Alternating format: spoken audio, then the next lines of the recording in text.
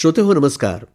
ऐसी अक्षरे रसिके या कार्यक्रमात कवितेचं क्षितिज या मालिकेत ऐकूया आभाळाला खडा मारता या नलेश पाटील यांच्या कवितेसंदर्भात प्रथमेश पाठक यांचा काव्यानुभव. रसिक हो, जाहिरात क्षेत्रातील एक अतिशय महान क्रिएटिव्ह डायरेक्टर ज्याने 100हून अधिक राष्ट्रीय आणि आंतरराष्ट्रीय पुरस्कार जिंकले, देशातील अनेक अग्रगण्य ब्रँड्सना लोगो आणि टॅगलाईन दिली. एक उत्तम चित्रकार असलेला माणूस जेव्हा त्याच्या चित्रकाराच्या नजरेतून बघत कविता लिहितो तेव्हा त्या कविता फक्त अजरामर होतात असं नाही, तर आपल्याला दिव्य प्रतिमा सृष्टीने स्तिमित करून सोडतात. कवी, चित्रकार, जाहिरातकार नलेश पाटील.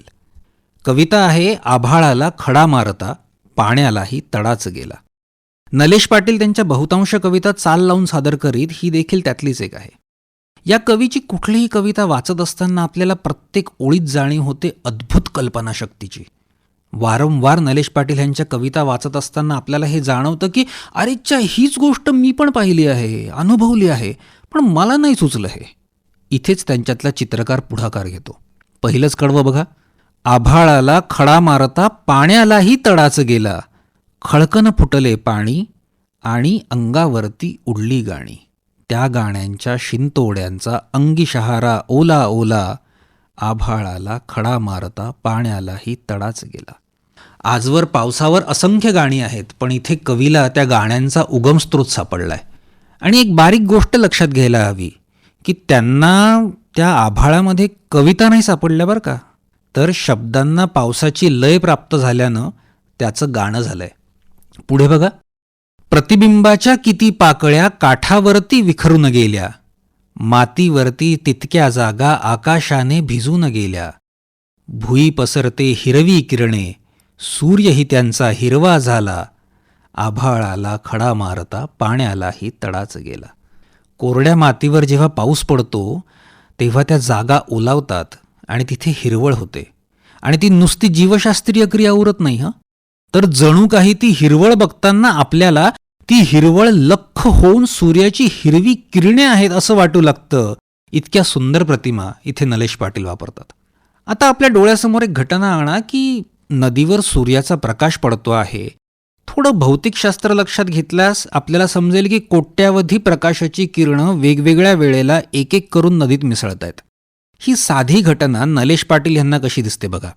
पाण्याच्या पाठीवर ओले, ऊन कोवळे ठिपके घाली. म्हणजेच प्रत्येक किरण नदीवर टेकतो तिथे उन्हाचा एक ठिपका घालतो आहे. हे किती अफाट चित्रमयता आहे. त्याच उन्हाची अजून रूप या कडव्यात बघा. पाण्याच्या पाठीवर ओले, ऊन कोवळे ठिपके घाली, ओल्या कुरणापाशी नाचत लख्ख उन्हाची हरणे आली.